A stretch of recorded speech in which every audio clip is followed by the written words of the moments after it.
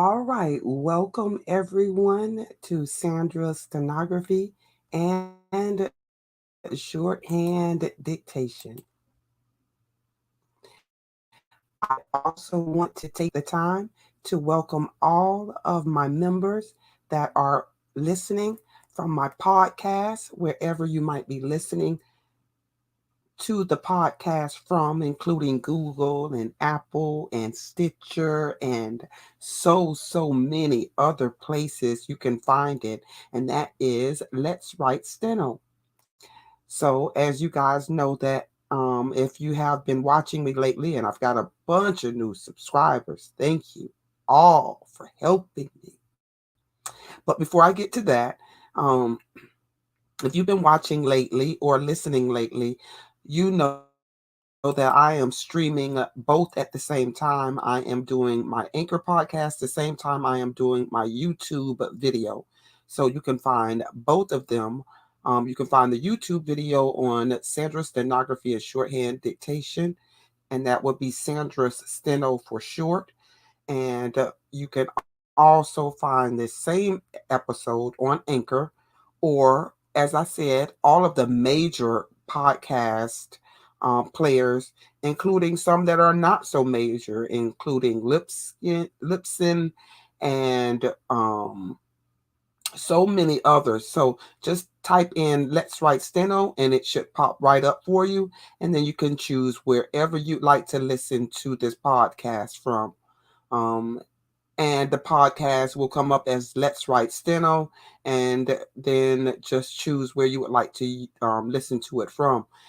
If you choose Anchor, you can also become a support the podcast and the YouTube channel by becoming a supporter. Just go to Anchor FM, look for the podcast, Let's Write Steno, and then click on listener support for 99 cents.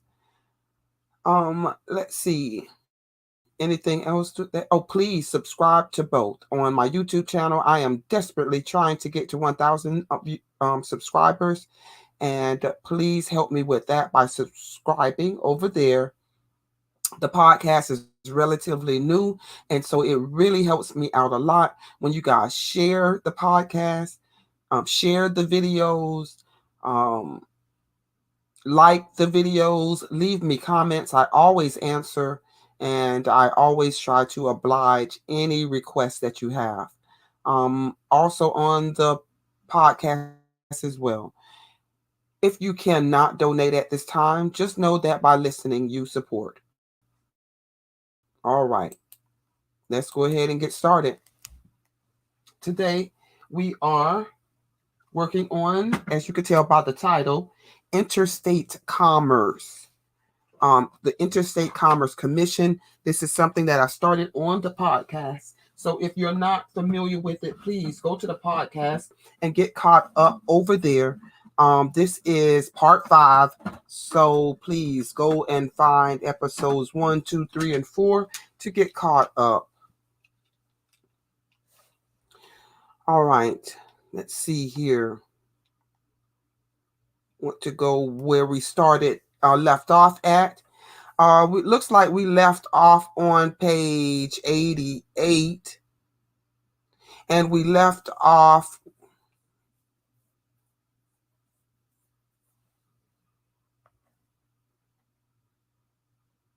Yes, and we left off with Mr.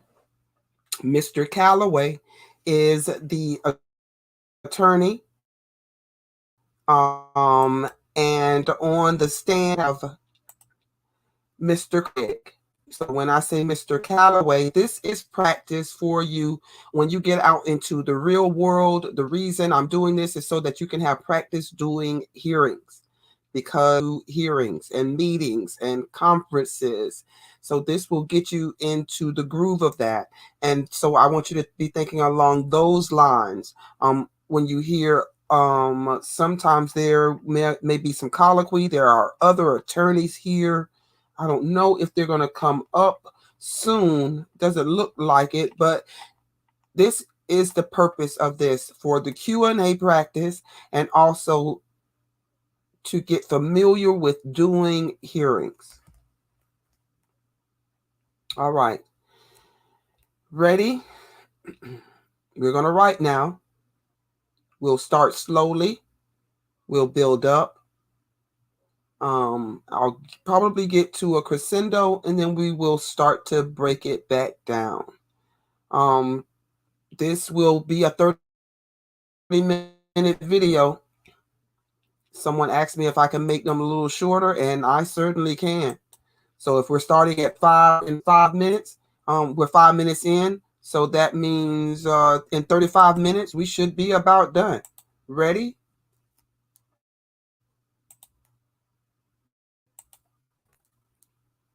Let's write it.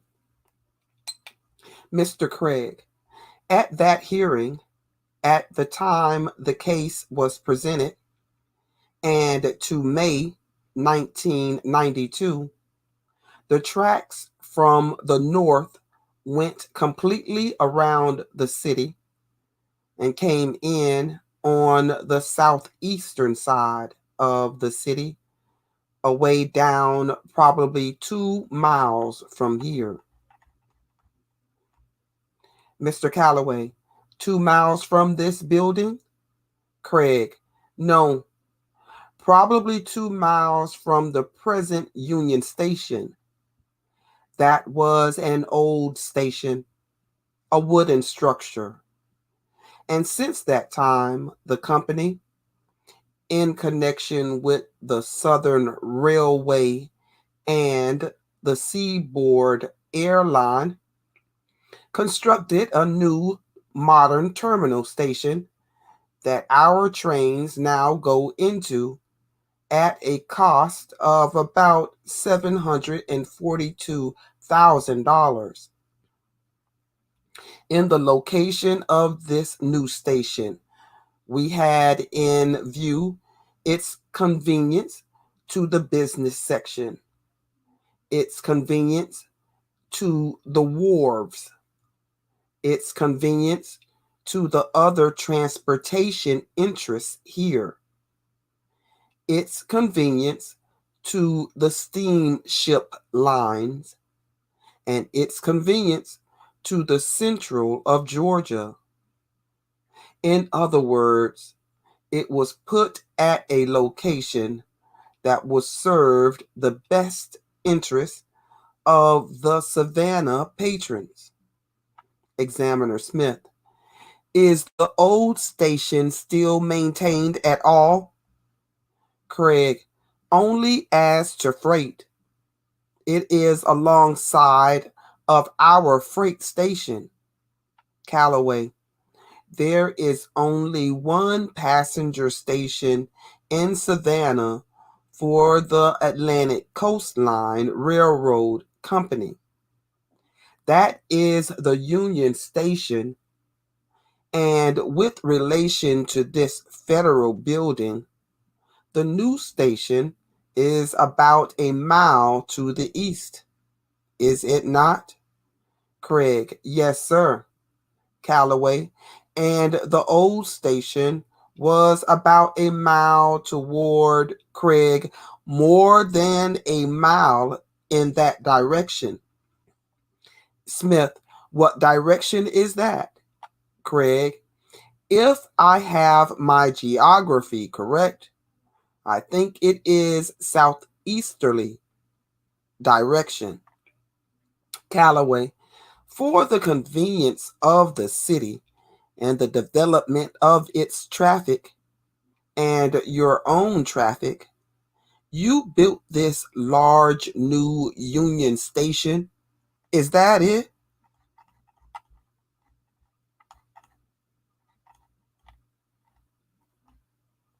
Calloway, there has been a change of more than a mile in Philadelphia, has there not? Craig, a mile and 1/3 in each direction. The same is true with Washington. I can cite the case of the Western Maryland, where they have 2 or 3 stations, and the rates are the same to each station. The same is true with the L and N in Louisville. Their Baxter Avenue station is about 4.5 miles from their Union station, and the same rates apply from both stations. Callaway, how did it happen, Mr. Craig, that the basis for the 14 miles upon which you made your charge into Savannah from Monteith was reduced to 10.1 miles?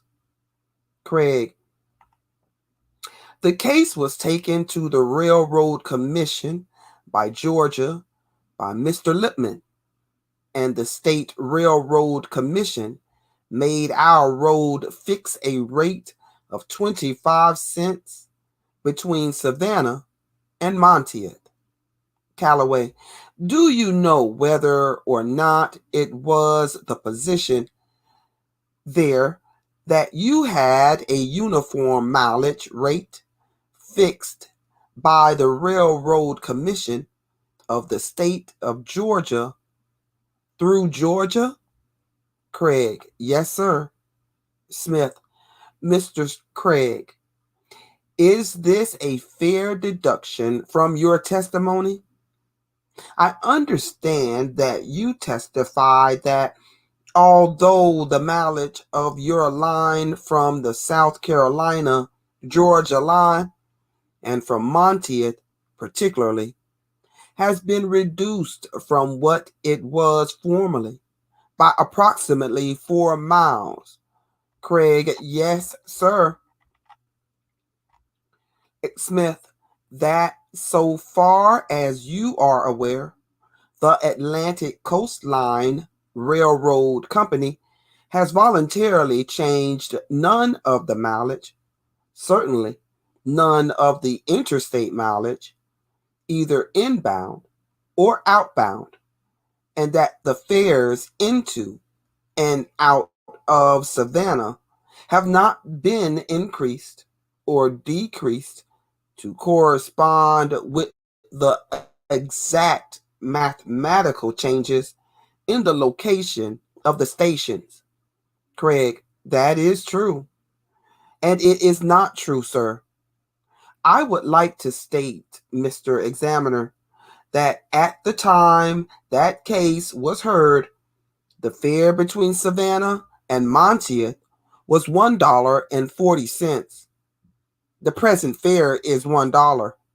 Smith, I am afraid that I stated my proposition a little carelessly. I did not mean that the fare had not been increased or decreased at all, but I meant to state that the fares have not been increased or decreased by reason of the change in the distance. I do not ask you if there was any lowering or raising in the rate, but I do ask if there has been any increase or decrease by reason of the change in the distances, and if so, if they were voluntarily made. Craig, I do not know of any. Smith, with the exception of the reduction made from Monteith, which was made under the order of the Railroad Commission of the state of Georgia, the Atlantic Coastline Railroad Company has not put in any changed rates. In other words, it made no changes voluntarily, and the change that was made to Monteith was due to the order of the Georgia Railroad Commission. Is that it? Craig, that is true, and it is not true. I am going to try to make myself clear because I want to make this case just as clear as possible. There has been no change by reason of the change in the distance. There was a reduction made in our rates brought about by the adjustment of the Railroad Commission of the state of Georgia throughout the entire territory that forced our rates down. Smith, but that has nothing to do with this. Craig, no, sir, but I wanted to make it clear. Calloway, now, Mr. Craig, at the time of the case of the Savannah Bureau of Freight and Transportation against the Charleston and Savannah, will you please state what the fare was from Charleston to Ridgeland and Savannah, and the changes since that time, the interstate rates? Craig, the tariffs were as follows. 1898, Savannah to Charleston, $4.40. 1900, $3.45. 1913, $2.90. Savannah to Ridgeland, 1898, $1.49. 1900, $1.15. 1913, $1. That is about 33.5% reduction in that time. Calloway, has there been any change in the development of the country, in the freight tonnage, and in the passenger travel, or in the lessened expense of operation since 1898 that would justify less rates from Ridgeland to Savannah now than in 1898? Craig, since the former Interstate Commerce Commission decision has been rendered, the rice culture, which was then a very profitable industry in this particular section, has been practically wiped out. In the last 10 years, there has been a reduction in the acres planted of 58,160. That is a decrease of 75%. And in value, it means a reduction of $846,528. The mining of phosphate rock, which was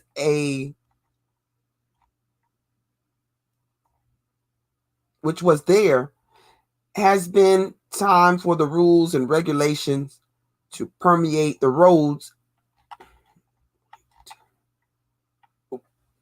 Very profitable industry along this section for a number of years has given way to the Florida and Tennessee rock. Thus, the two largest industries that were in full blast 20 years ago have passed entirely out, depriving a large number of laborers of lucrative wages and forced the people to other sections.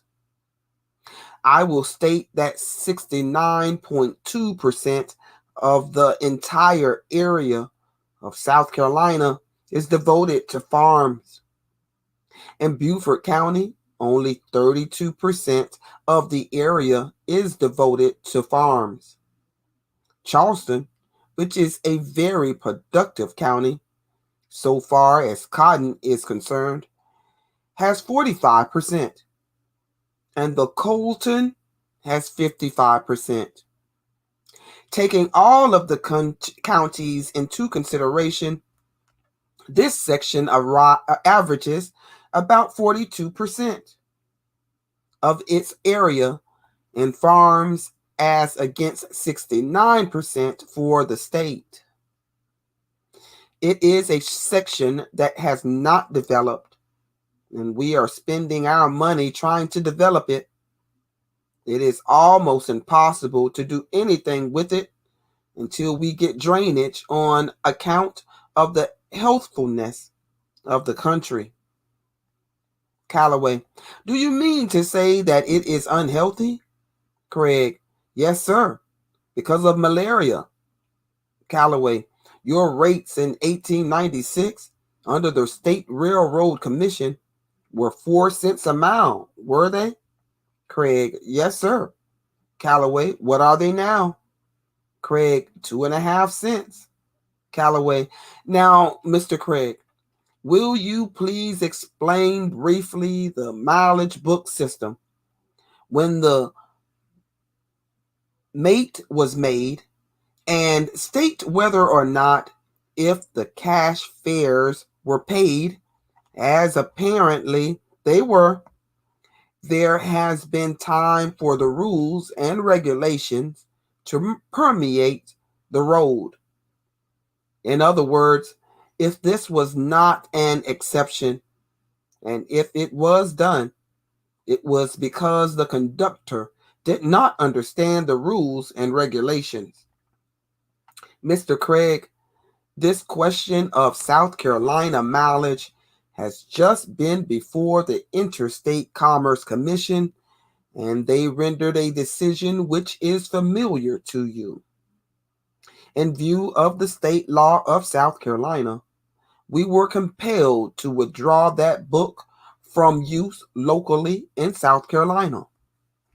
The Georgia Commission recently promulgated an order and put into effect practically the same regulations which are in effect in South Carolina, which forces the carriers, from our point of view, to withdraw from the interchangeable mileage books from Georgia. Now, Mr. Lippman knew that the local fare from Ridgeland to Savannah was $1. He paid 65 cents to Montieth in an endeavor to get the tariff rate. The conductor was at fault, and it was against his tariff instructions to accept that interstate passenger from Montieth to Savannah without collecting an excess of 15 cents that is allowed by the Georgia Commission, which would make the fare 40 cents from Montieth into Savannah. Smith, the 25 cents which is allowed. Craig, yes, sir, and 15 cents. Beckett, I thought you said that there was no ticket agent at Montieth. Craig, that is right.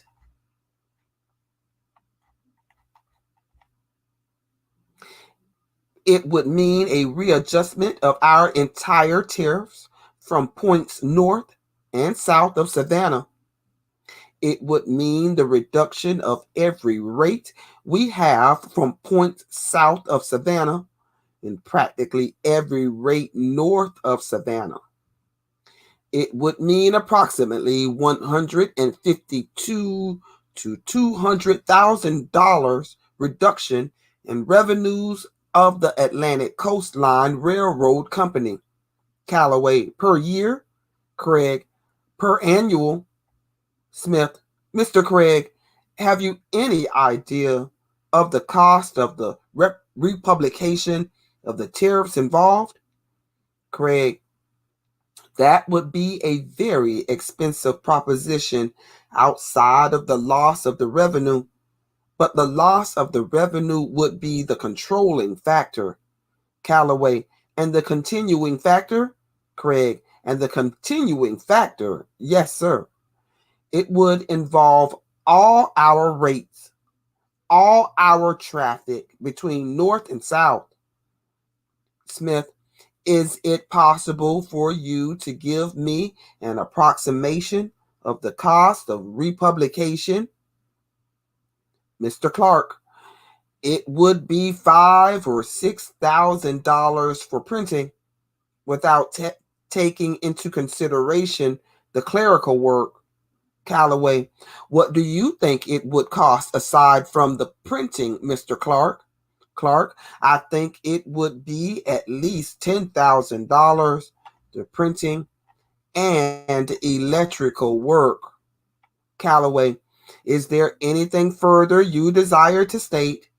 Craig, I would like to state that that road has been practically rebuilt and laid with 85-pound steel rails, ballasted with gravel. The bridges have been reconstructed and they are getting a fine service. And it is at the expense of the thorough travel, the through business, and during all that time, the rates have been reducing.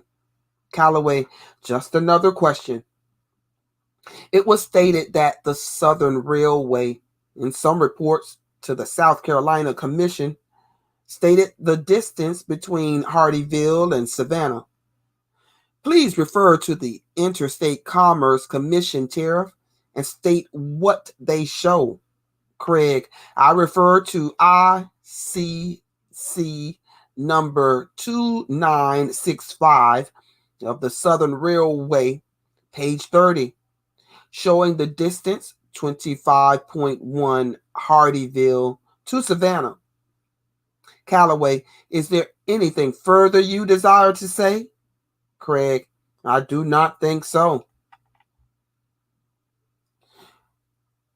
Cross-examination.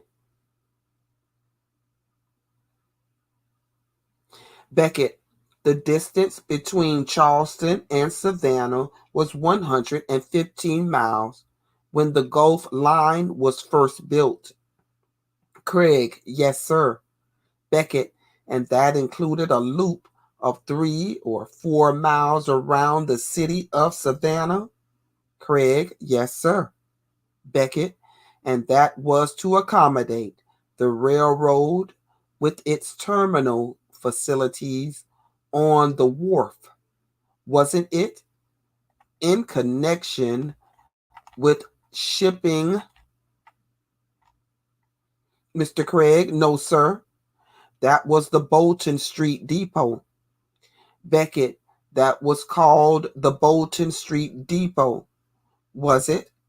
Or the Liberty Street Depot?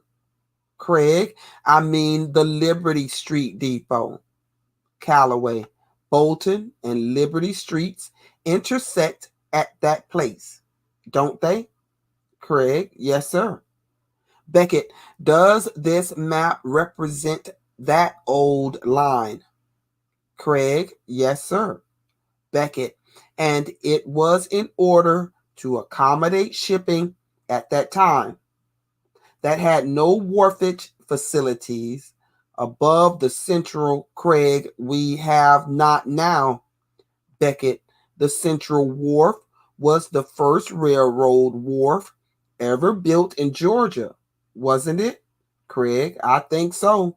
Beckett, that railroad was constructed by General Gordon and was the first railroad in Georgia. Isn't that true? Craig, no, not the first railroad in Georgia, but it was one of the first. Beckett, well, it was the only railroad that had terminals here near the Gulf Railroad, wasn't it? Craig, yes, sir, that is right. Beckett, that was why I asked you if it wasn't in order to give wharfage facilities with the old Gulf Line that your road went around the city to the river. Craig, I could not tell you that. I was not connected with the road then, and you remember that they had a line out here indicating on the map and out south in that direction indicating on the map towards Jackson Avenue. Smith, now the point of the jurisdiction or junction to which the witness refers is marked on this map between, quote, Jackson, close quote, and, quote, Savannah Lumber Company, close quote, Callaway. This triangle here is the junction. Smith, there is a triangle to the left and lower portion of the map to which reference is made. Beckett, now, Mr. Craig, I will ask you if when that Union Station was adopted as a passenger terminal by the Atlantic Coast Line Railroad Company, that not only shortened the distance to be traveled going north from Savannah, but also the distance to be traveled going south, didn't it? Craig, no, sir. Beckett, do you mean to say then that this map is not correct? Craig, according to our engineer's statement, it lengthened the distance going south. Beckett, then the distance from this point on this map indicating at the right-hand side of Champion and Evans, which is the southern point of the triangle referred to above, the distance from this point to the old passenger depot here is shorter than the distance from this point to the new passenger depot at the Union Station here. Craig, I assume it is because our distances have been increased going south. Beckett, what is the amount of that increase, Mr. Craig? Mr. Craig, it varies a mile or more. It is about a mile. You understand that it is not necessary, in view of this being a blind depot, for the trains to perform additional mileage. In other words, we back here indicating on the map, Mr. Beckett, you back here in here indicating, Mr. Craig, for instance, we perform a service of backing around a, quote, Y, close quote, and coming into the station, and that increases this distance of 2 3/4 miles to another fraction of a mile. Beckett, that is probably what accounts for the extra distance traveled. Craig, probably so. I don't know. Beckett, I understood you to say, Mr. Craig, that one of the causes that should justify the railroad in the increase of 10 cents over the sum total of the local fares is the existence of the 8 rivers and bridges between Savannah and Charleston. Craig, that is a factor. Beckett, now, isn't it a fact that those rivers all lie between Monteith and Charleston? Craig, yes, sir. Beckett, and there are no rivers between Monteith and Savannah? Craig, no, sir. Beckett, now I will ask you to state whether or not the fare from Charleston up to any point on the road up to and including Monteith is based upon actual mileage. Craig, I do not know. Will you please look that up, Mr. Clark? Mr. Clark refers to papers. Yes, sir. Mr. Beckett, and the fare from Monteith to Savannah is based upon actual mileage, is it not? Craig, yes, sir. That was fixed by the Georgia Commission. Beckett, now, Mr. Craig, I would like to know whether or not you have any explanation why the 10 cents is justified in traveling from Charleston to Savannah and is not justified in traveling from Charleston to Monteith. Let's stop right there on page 114. because I want to wish everyone a merry, merry, merry Christmas. Please, everyone, enjoy your Christmas holiday with friends and family in a safe environment. I'm going to end it right here. Please don't forget to like, subscribe, and support. And as always, love, Steno. Peace, love, and Steno. I'm out.